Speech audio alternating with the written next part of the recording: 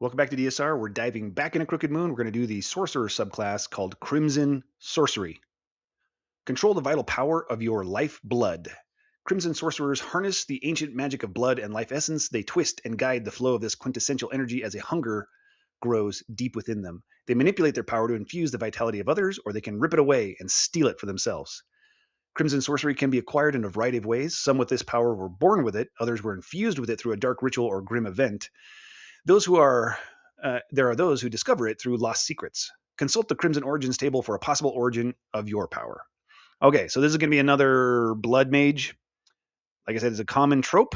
We're going to see how they do it in Crooked Moon. Level 3, Blood Well. You hold a reserve of vital energy called your Blood Well, which you can use to empower your magic and fuel other powers for this subclass. When you deal damage or restore hit points to a creature, you can expend your Blood Well to add 1d8 to the total for one target. When you regain your expended blood well when you finish a long rest or when a creature takes 10 or more necrotic damage from you at one time. So I think it's one use. You have one blood well. So it's not really a well. It's like a single blood point. And you have one per day, which sounds very, very weak when you talk about it's just adding 1d8 to the healing or damage of a single target. But you can restore it whenever you deal 10 or more necrotic damage to a creature, and has to be at one time. So it's not a cumulative number between rounds. You have to deal 10 or more necrotic damage all at once.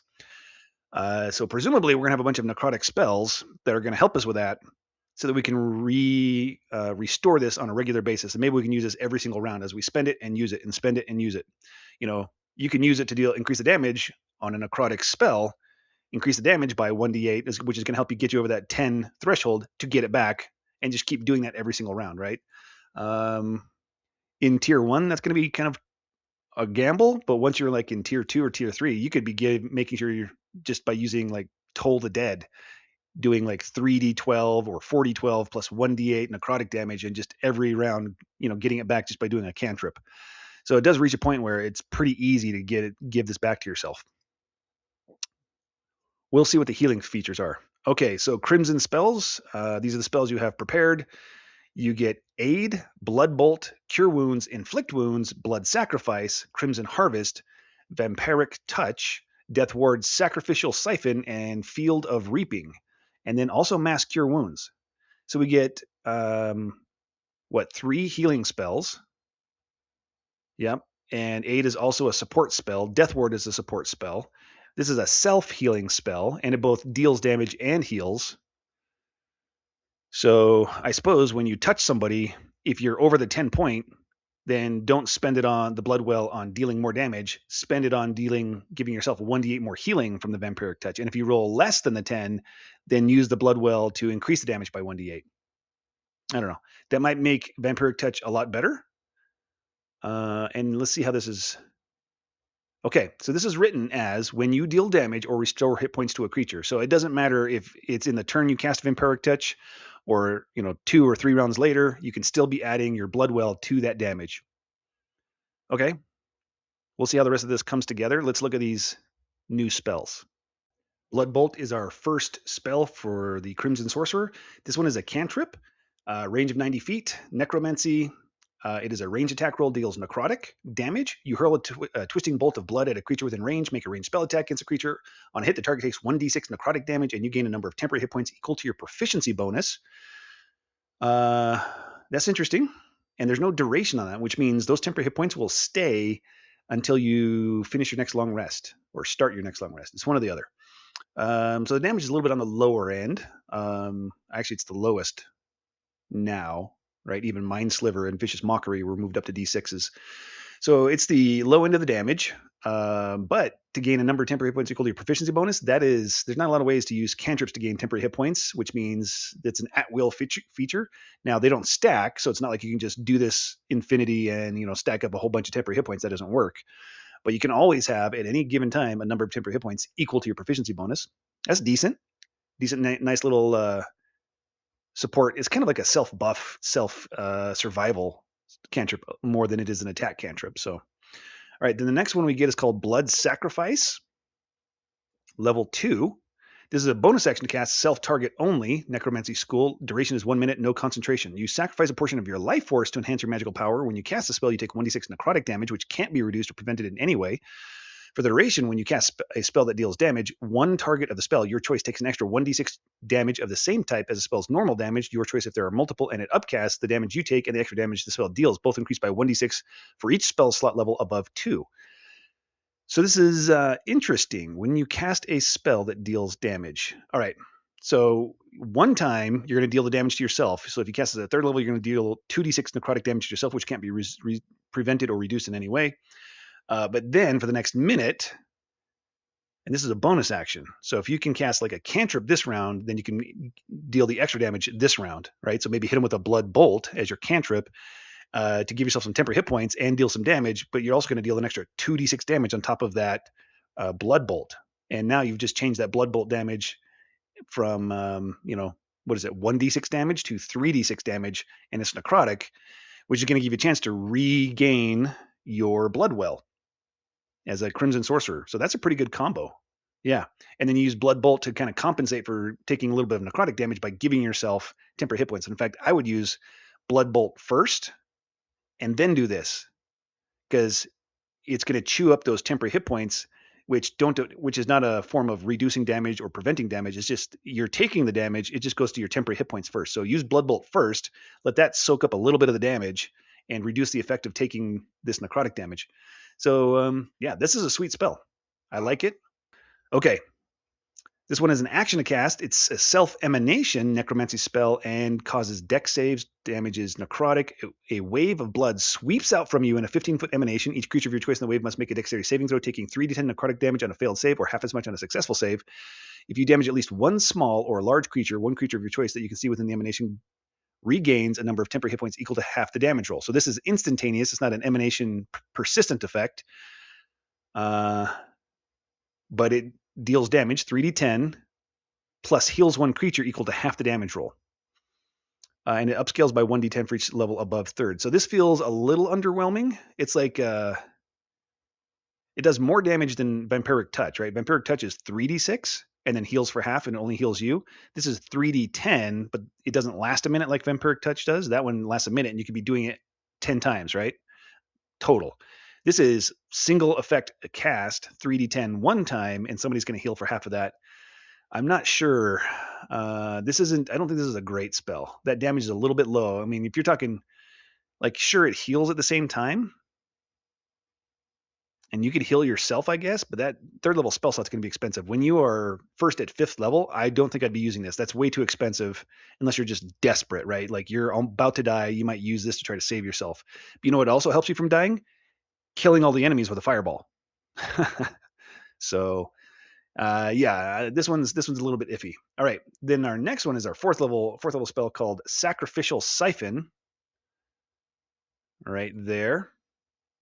This is an action to cast. It's a touch, no verbal component, which means you can cast it while hidden and it won't break your hidden state. 1 minute concentration, necromancy spell. You touch another creature and lay a curse that drains the target's vitality and transfers it to you. The target must make a charisma saving throw. On a failed save, the target is cursed for the duration. While cursed, the target must subtract 1d4 from its attack rolls and ability checks. And when the target takes damage, you can take a reaction to gain 10 temporary hit points. On a successful save, you gain 5 temporary hit points, and the target must subtract 1d4 from its ability check until the start of your next turn. That's an interesting spell. So it's not quite like Bane, because Bane subtracts 1d4 from attack rolls and saving throws, and this is ability checks, not saving throws. So this is a little bit weaker than, say, casting Bane on one target, and it's a single target spell. But you get this renewing, as long as a creature takes damage at all, you can use your reaction to gain 10 temporary hit points. So it is a kind of a small control spell, but a decent survival spell, because 10 renewing temporary hit points until you get to like epic boons is a lot, right? The next best thing you can do for most people is like the heroism spell, which gives you renewing temporary hit points equal to your spellcasting ability modifier, which is going to cap out at like 5 for most characters. So that would be 5 temporary hit points that are renewing every round. This is 10. Now, Heroism can be upcast to target more creatures, and so you might at third or fourth level would target 4 creatures, so they would each gain 10 temporary hit points. So if you're talking about the net benefit to the whole party, heroism is better than this, but this one is better at just you because you're gaining 10 instead of 5.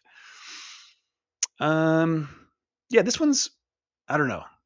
It's kind of expensive for the effect you're getting at level 4 with a 4th level spell slot. I don't think I would use this until I was level 11 or higher, and you just had, you were using your 5th and 6th level spell slots for the most impactful things during combat, to like blast with, and then I might start using 4th level spell slots to cast this, but it takes your action too.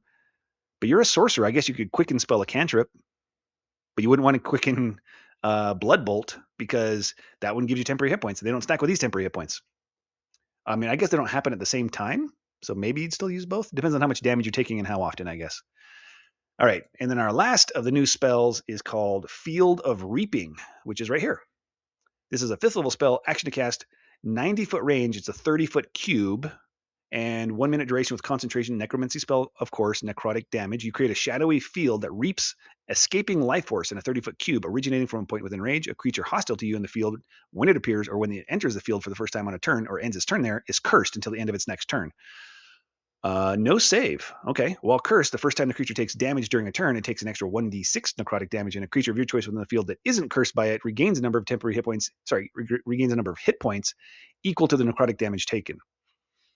So it's a little bit like a hex spell in that they have to at least pass through the cube, and then they're automatically cursed for 1 round. And if they take the first time they take damage each turn of that round, so it could be they take this extra 1d6. So if they're only hit once per round during that time, they're only going to take 1d6. But if your party has people and multiple marshals who all have multi attack or extra attack, they could be taking that 1d6 like a lot of times. Now, sorry, I said extra attack. That's not going to matter because it's only the first time on a turn.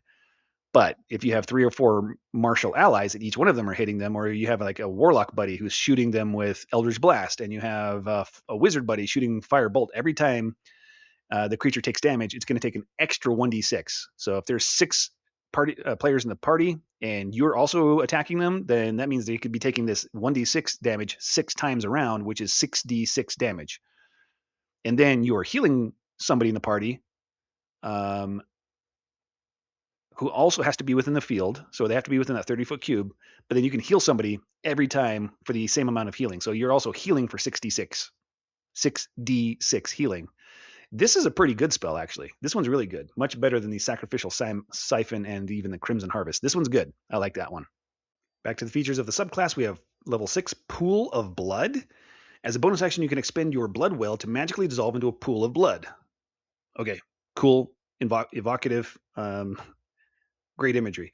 Along with everything you're wearing or carrying for 1 hour, the transformation ends early if you drop to 0 hit points, or if you choose to end it, no action required. While you are a pool of blood, you use your game statistics with the following changes. Your speed becomes 10. You gain a climb speed and swim speed equal to your speed, and you can climb difficult surfaces, including along ceilings, without needing to make an ability check. So you're just like a pool of blood oozing up walls and ceilings. That's creepy and cool. You have resistance to bludgeoning, piercing, and slashing damage. Okay. You have immunity to the prone condition. Yep. You're a pool of blood. You're already on the ground. You have advantage on strength, dexterity, and constitution saving throws, and you can pass through small holes, narrow openings, and even mere cracks. You can enter and occupy the space of another creature. You can't drop, use, or otherwise interact with anything you were carrying or holding. You can't talk, manipulate objects, attack, or cast spells. So that's basically like gaseous form, but you're a pool instead of a floating gas cloud. Yeah, I don't like that. That's not good. But it's infinite use. Okay. I mean, that might be good for just getting in and out of places, scouting things. People may not notice if it's dark, like a pool of blood on the ground. They might think it's water. That's okay since it's infinite use. But also at level 6, Scarlet Vigor. You have resistance to necrotic damage, of course. In addition, when you finish a short rest, you can expend your blood well to reduce your exhaustion level by, if any, by 1. Okay. I mean, it's easy enough to get that back. First round of combat, you just deal 10 necrotic damage to somebody. Level 14, Vital Siphoning. I almost thought that was shopping at first. I was like, what is Vital Shopping? That's going to be funny. All right, vital siphoning. You can feed on your own life force to fuel your magic. As a bonus action, you can expend a hit point die and choose from one of the following benefits. Blood boil. You regain the use of your blood well. Okay, there we go. Easier for us to regain it now. Like if we just happen to not be able to deal 10 necrotic damage. The irony is, it's actually probably pretty easy for us to regain our blood well from just dealing necrotic damage. So we probably needed this much earlier. Like we should have gotten this at level 6. Okay, Crimson Pulse. Expend your blood well to make the next meta magic option you use this turn cost no sorcery points. So as a bonus action, you expend a hit point die and either regain your blood well, or as a bonus action, you expend a hit point die and expend your blood well to make the next meta magic option you choose this turn cost no sorcery points. Huh. That seems like it could be pretty strong. I mean, it's not giving you a net power increase, but it does give you the ability to be really efficient with your sorcery points. And as long as you do at least 10 necrotic damage, you're going to get that blood well back. So use a meta magic option to give yourself, like, what's it called? Empowered spell to make your necrotic damage spell, re-roll the, what is it, 1s and 2s or something like that. Just to make sure your damage is really good with it, and then you're going to definitely regain your blood well. That one's interesting. It's okay. That's like an A feature, maybe a B, somewhere between B plus and A minus, I think is where I'd say that feature is. Then level 18, Sanguine Feast. Your hunger for vital essence is unquenchable. As a magic action, you can unleash tendrils of blood that lash any creature of your choice within 30 feet of you. A target must make a Constitution saving throw, taking 5d8 necrotic damage on a failed save, or half as much on a successful one. If your blood well is already expended when you use this action, the targets have disadvantage on the saving throw. A target. So it's it's single target, and if your blood well is expended, they have disadvantage. That's strange.